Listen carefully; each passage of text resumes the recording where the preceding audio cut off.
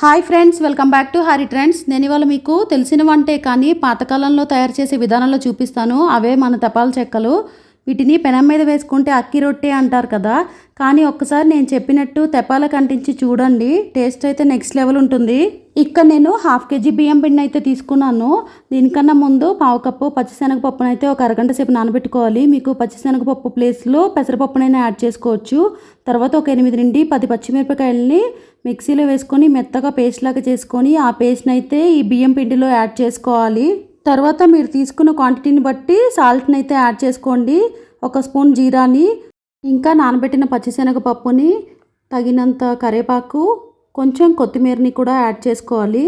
ఇంకా ఇప్పుడు ఒక గుప్పెడు నువ్వుల్ని కూడా యాడ్ చేసుకోవాలి. మీకు నువ్వులు వద్దనుకుంటే కనుక స్కిప్ చేసుకోండి. సన్నగా తరిగి పెట్టుకున్న 1 కప్పుడు ఆనియన్స్ కూడా యాడ్ చేసుకొని దాంట్లో వాటర్ అంతా పిండిలోకి కలిసేట్టుగా బాగా కలుపుకోవాలి. తర్వాత పట్టినన్ని నీళ్లు వేసుకొని సాఫ్ట్గా చపాతీ ముద్దలాగా కలుపుకోవాలి.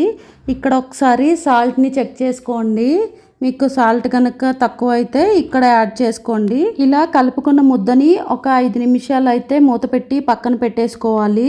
తర్వాత ఒక అడుగు మందంగా ఉన్న గిన్నెను తీసుకొని దాంట్లో 2 స్పూన్ల ఆయిల్ అయితే యాడ్ చేసుకొని ఆయిల్ మొత్తం బాగా వేడెక్కిన తర్వాత గిన్నెని ఇలా తిప్పుతూ ఉండాలి.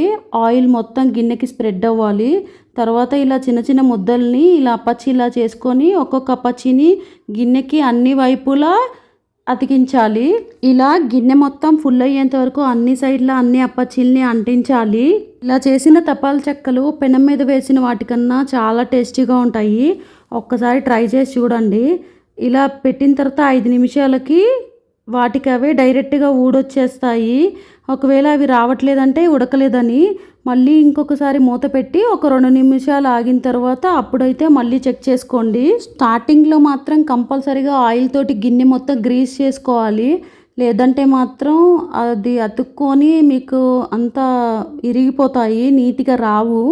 అందుకనే ఆయిల్తో గ్రీజింగ్ అనేది మాత్రం కంపల్సరీగా చేసుకోవాలి. నేను ఇక్కడ 2 స్పూన్ల ఆయిల్ అయితే యాడ్ చేశాను.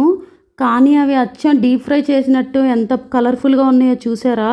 ఈ తెపాల చెక్కల్ని అసలు రెండో సైడ్ తిప్పక్కర్లేదు. ఒకవైపు క్రిస్పీగా, రెండో వైపు సాఫ్ట్గా ఉంటాయి. చాలా టేస్టీగా ఉంటాయి ఇలా ఆవిరి మీద ఉడికిన తపాల చెక్కలు.